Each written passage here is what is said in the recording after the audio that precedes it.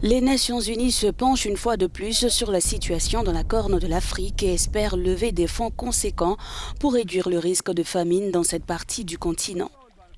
L'organisation onusienne et l'International Rescue Committee souhaitent mobiliser à l'occasion de la conférence des pays donateurs pour la Corne de l'Afrique à New York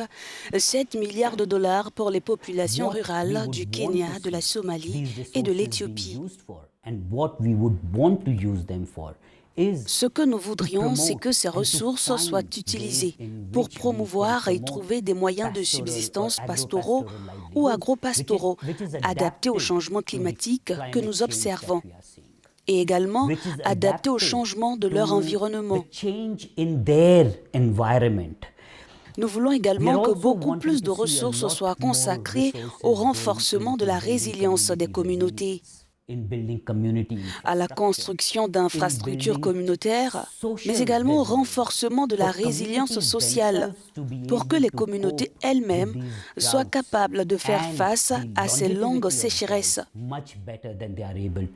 Pour l'International Rescue Committee, le changement climatique provoqué par l'homme a multiplié par 100 la probabilité de sécheresse dans la Corne de l'Afrique. Nous sommes en mesure de nous assurer que l'argent ira aux communautés,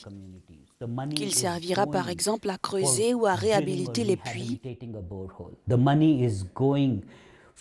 qu'il sera donné directement aux personnes les plus touchées,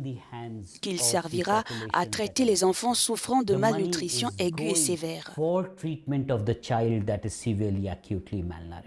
Nous veillerons également à mettre en place des systèmes solides pour la collecte d'informations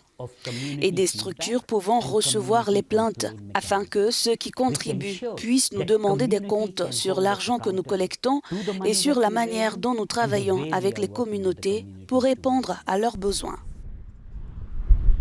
L'ONU estime que plus de 23 millions de personnes vivant dans la Corne de l'Afrique sont en proie à une grave famine.